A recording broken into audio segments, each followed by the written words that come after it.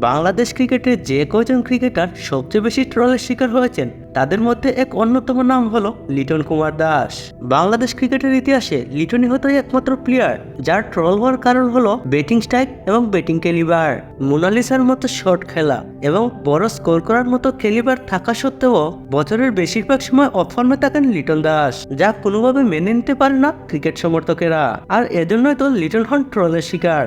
লিটনকে নিয়ে ট্রল এমন এক পর্যায়ে চলে গিয়েছিল যে কিছু ব্র্যান্ডের কোম্পানিগুলো তাদের প্রোডাক্টের উপর এত % ডিসকাউন্ট দিতে চাচ্ছিলেন যে লিটন দাস কোনো একটা ইনিংসে যত রান করবে। আর এতটা অপমান হয়তো বাংলাদেশের কোনো ক্রিকেটারই হননি। বাজে ফর্মের কারণে সবশেষ চ্যাম্পিয়ন ট্রফির স্কোয়াড থেকে ছিটকে গিয়েছিলেন লিটন দাস। এরই মধ্যে টি-20 অধিনায়কত্ব পান তিনি। ওয়ানডেতে শ্রীলঙ্কার বিপক্ষে সিরিজের একটি ম্যাচে একাদশেও সুযোগ পান, কিন্তু ফেরেন 0 রানে। এতেই সামাজিক যোগাযোগ মাধ্যমে শুরু হয় ট্রল। এরপর প্রথম টি-20তে হয়েছিলেন ব্যর্থ। ওই ম্যাচে 6 রান করে আউট হন লিটন। এতে সমালোচনার চাপ আরও বাড়তে থাকে। দ্বিতীয় ম্যাচে টি-20তে 50 বলে 76 রানের ইনিংস খেলে ম্যাচ সেরা হন। শেষ টি-20তে 26 বলে করেন 32 রান। টানা 2 ম্যাচ জিতে সিরিজ নিজেদের করে নেয় বাংলাদেশ।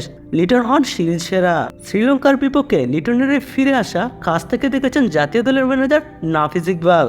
শ্রীলঙ্কার বিপক্ষে সিরিজ শেষ করে দেশে ফিরে বিমানবন্দরে সাংবাদিকদের তিনি বলেন তার জন্য এটা সহজ ছিল না। ও যেভাবে সিরিজে আসছিল ব্যাট ফেস একটা যাচ্ছিল, কিন্তু সবকিছু সামলিয়ে লিটন দাস অসাধারণভাবে ফিরে এসেছে।